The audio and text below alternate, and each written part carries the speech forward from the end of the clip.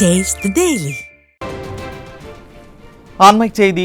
செங்கல்பட்டு அருகே தேசிய நெடுஞ்சாலையில் கடும் போக்குவரத்து நெரிசல் ஏற்பட்டுள்ளதால் வாகன ஓட்டிகள் அவதியடைந்து வருகின்றனர். இதுகுறித்த கூடுதல் விவரங்களை செய்தியாளர் டில்லிபாபு வழங்க கேட்கலாம். வணக்கம் டில்லிபாபு, கூடுதல் விவரங்களை வழங்கலாம்.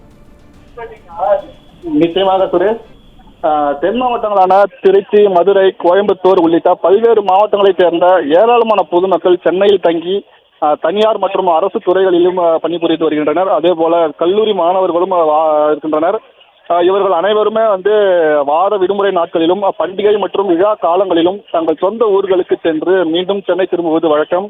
அந்த வகையில் சுதந்திர தினம், கிருஷ்ண ஜெயந்தி மற்றும் வார விடுமுறை என தொடர்ந்து 3 நாட்கள் விடுமுறை என்பதால் அதிக அளவிலான பொதுமக்கள் கடந்த வியாழக்கிழமை மாலை முதல் சென்னையில் இருந்து தென் மாவட்டங்களை நோக்கி லட்சக்கணக்கான பொதுமக்கள் இருசக்கர வாகனங்களிலும் கார்களிலும் அரசு மற்றும் தனியார் பேருந்துகளிலும் சென்றனர். இந்த நிலையில் வார விடுமுறை கழித்து நாளை திங்கட்கிழமை பள்ளி, கல்லூரிகள், தனியார் மற்றும் அரசு துறைகள் திறக்கப்பட உள்ளதால் அதிக அளவிலான பொதுமக்கள் இருசக்கர வாகனங்களிலும் அரசு மற்றும் தனியார் பேருந்துகளிலும் கார்களிலும் அதிக அளவில் படையெடுக்க தொடங்கியிருக்கின்றனர்.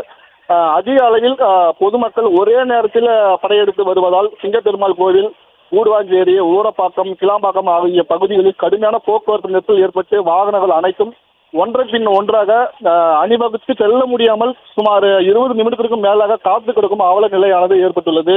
குறிப்பாக செங்கல்பட்டு மாவட்டத்தில் பல்வேறு பகுதிகளில் சுமார் 1 மணி நேரத்திற்கும் மேலாக மிதமான மழை பெய்து வருகிறது.